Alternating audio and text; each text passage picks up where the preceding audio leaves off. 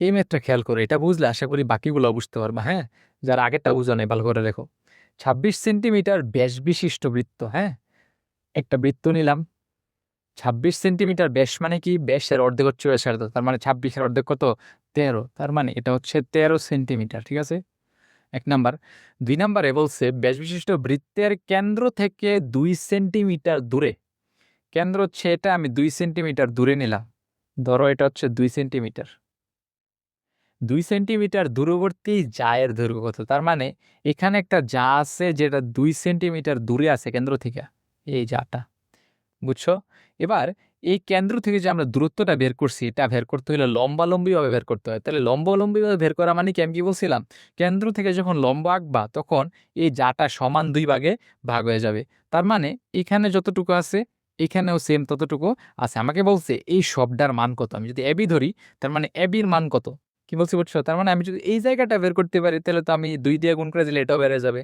এখন এই জায়গাটা কিভাবে বের করবা, সবসময় মনে রাখবা এরকম যত ম্যাথ আছে সবগুলো সমকোণী ত্রিভুজের। এখন এখানে 13 মানে কি, তুমি যদি এদিকেও দেও এদিকেও দেও সবগুলাই কিন্তু 13, তাহলে তুমি কি করবা, জাস্ট এইখানে এটা মিলাই দিবা, এটা কত, 13।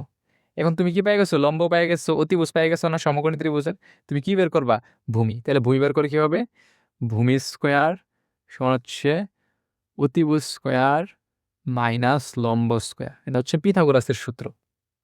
এখন তুমি তো ভূমি স্কোয়ার মানে ভূমি বের করবা, তো ভূমি স্কোয়ার তো দরকার নাই, মানে ভূমি দরকার শুধু, তাহলে রুট ওভার অতিভুজ কত এখানে 13 না, তাহলে 13 স্কোয়ার বিয়োগ লম্ব কত এখানে দেখো তো 2, তাহলে 2 স্কোয়ার, তাইলে রুট ওভার 13 স্কোয়ার করলে 169 বিয়োগ 2 দোকানে 4, তাইলে 169 থেকে 4 চলে গেল থেকে 165, তার মানে এখানে ভূমি আমাদের কত, রুট ওভার 165।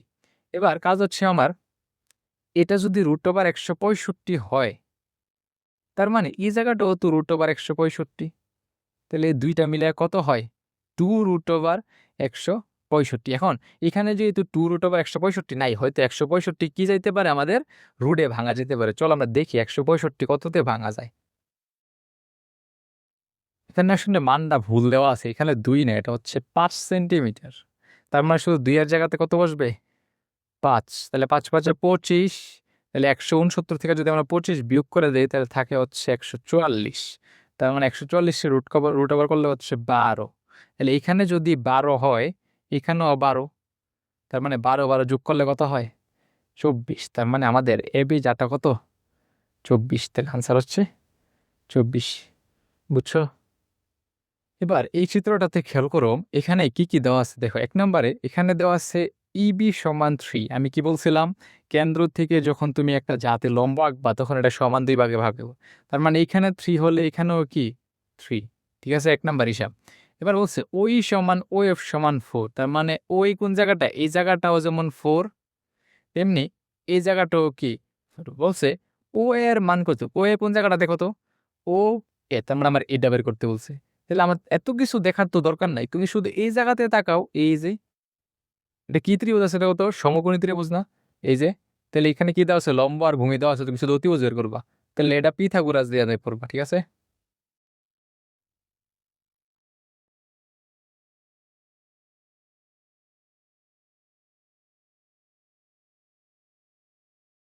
এবার এই ম্যাথটাতে দেখো বলা আছে ও কেন্দ্র বিশিষ্ট এবিসিডি বৃত্তে, ও কেন্দ্র বিশিষ্ট এটা নন, এডি সু বিসি ব্যাস, এডি বিসি ব্যাস, ঠিক আছে, এবং এম এন লম্ব এবি, এই যে এম এন এবি এর উপরে লম্ব, মানে এই জায়গাটা হচ্ছে 90 ডিগ্রি। ঠিক আছে, এবি সমান 8 সেন্টিমিটার, তাহলে এবি এই সবটা কত, 8 সেন্টিমিটার। যেহেতু এটা কেন্দ্র থেকে লম্ব হইছে তার মানে আমরা বলতে পারি এখানে আছে 4, এখানে আছে 4, কারণ দুইটা মিলে কত হইতে হবে, 8, এবং ও এন সমান 3, তাহলে ও এন কোন জায়গাটা কত, ও আর এন এই জায়গাটা না, তো এই জায়গাটা কত, 3। ঠিক আছে, বলছে এম সমান কত, তাহলে এম কোন জায়গাটা, এ এর, তার মানে এই জায়গাটা কত, আচ্ছা বলতে এত মান দেওয়ার পরে এম তো আমি আগেই বের করে ফেলছি, আমার কি এত মান লাগছে একবারও না, তাহলে সব মান দিলেই যে মান দরকার এরকম না। আনসার কত, 4। 4 কিভাবে আসছে, এই যে কেন্দ্র থেকে তুমি লম্ব আঁকছো যার উপরে, তো যা সবটা যদি 8 হয় তো 8 এর অর্ধেক কত, 4 না, তো আনসার শেষ, 4 এম।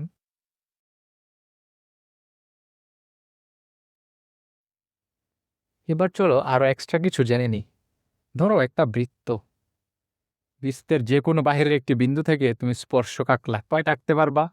দুইটা, একটু আগে আমরা পড়ছি। যখন এই দুইটা স্পর্শক আঁকবা, এই স্পর্শকগুলা যেই জায়গাতে মিলিত হয়েছে, হ্যাঁ, ওই জায়গাতে যদি তুমি কেন্দ্র থেকে মিলাও আর এটা স্পর্শকটা মিলাইয়া দেও, তাহলে এখানে যে আছে কোনগুলা, এগুলো হবে 90 ডিগ্রি। এটা মাথায় রাখবা। তার মানে দুইটা সমকোণপূর্ণ হবে। ঠিক আছে, বুঝতে পারছো? আবার দেখো, যখন একটা বাহিরের বিন্দু থেকে স্পর্শক আঁকবা দুই দিকে দুইটা, যে বিন্দুতে এগুলা মিলিত হবে, কেন্দ্র থেকে যদি তুমি এগুলা মিলিত করিয়া দাও, তাহলে এটা হবে 90 ডিগ্রি, এটাও হবে 90 ডিগ্রি। মানে দুইটা সমকোণী ত্রিভুজ উৎপন্ন হবে।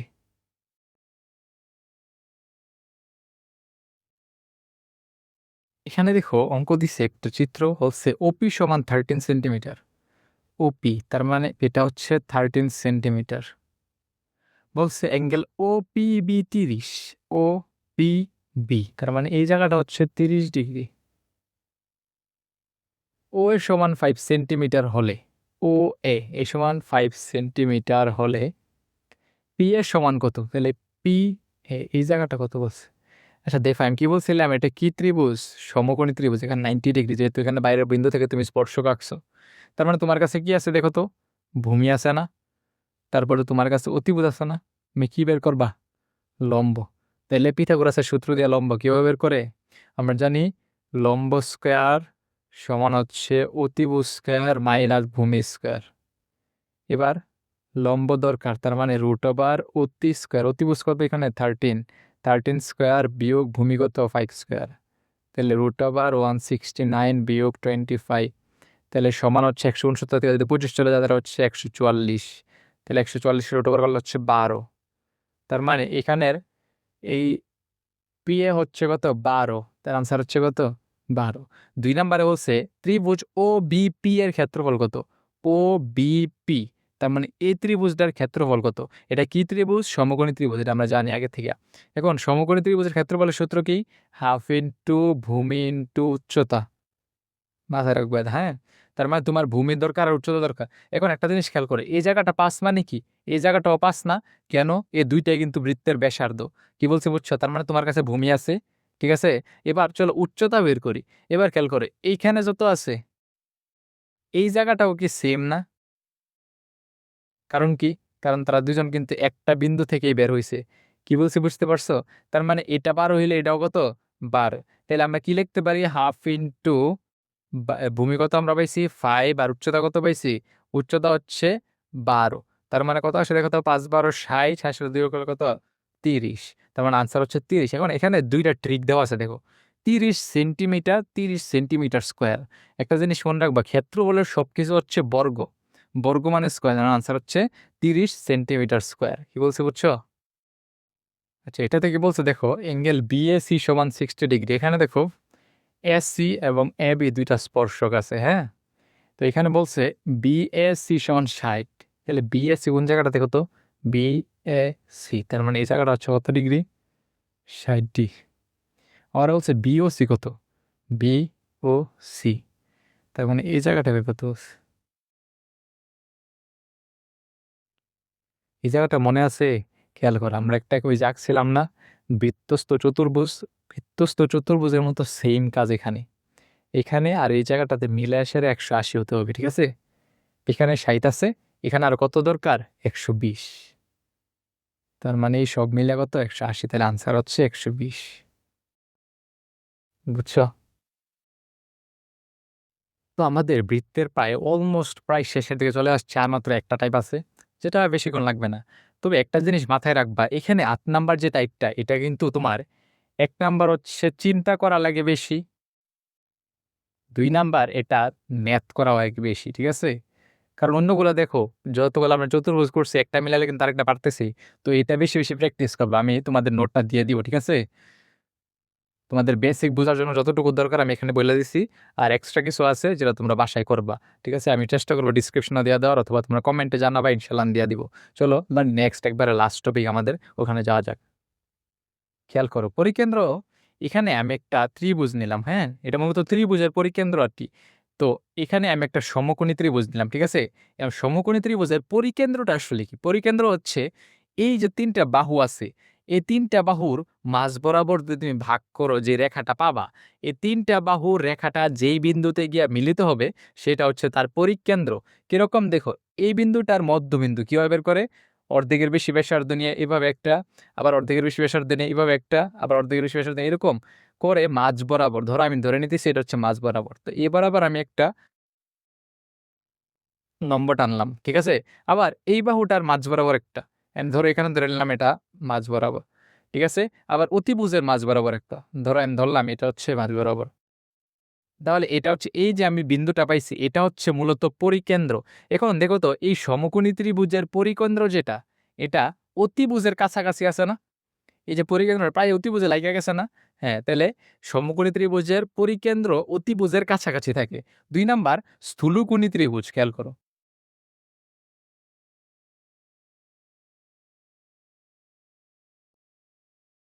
যাই, যাই, যাই, যাই।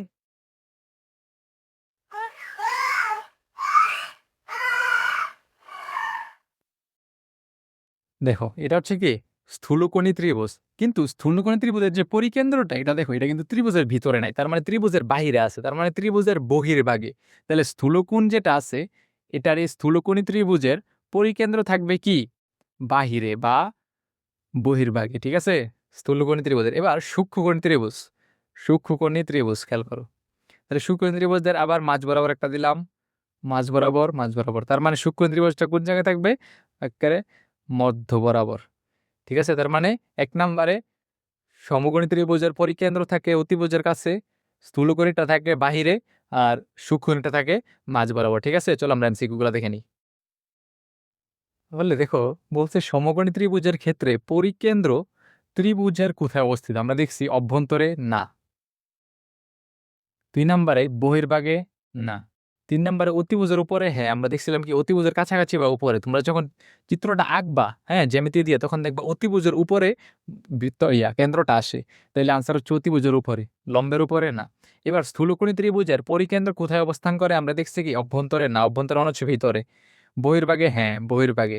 তাহলে এটা হচ্ছে বাদ, বহির্ভাগে। শীর্ষবিন্দুতে, শীর্ষবিন্দু মানে কি? এখানে এই যে ত্রিভুজটা আছে, হ্যাঁ? এই ত্রিভুজের শীর্ষবিন্দুগুলাতে, কিন্তু এগুলাতে তো না। ঠিক আছে? তার মানে এটা বাদ। এবার যেকোনো বাহুর দুপুরে না, এটাও না। একবারে কি বাহিরে অবস্থান করে। তাহলে এই সাথে আমাদের বৃত্তের যত এমসিকিউ আছে আলহামদুলিল্লাহ শেষ হয়ে গেছে। তারপরেও তোমরা যে শীটটা আছে এটা ভালো করে একটু রিভাইজ দিয়ে নিবা। এরপরে আশা করি বৃত্তের বাহিরে আর কিছু আসা সম্ভব না। তোমরা যদি ঠিকমতো পড়ে থাকো, ঠিকমতো বুঝে থাকো, ইনশাআল্লাহ এদের ভেতর থেকেই পরীক্ষাতে ১০০% কমন পাবা।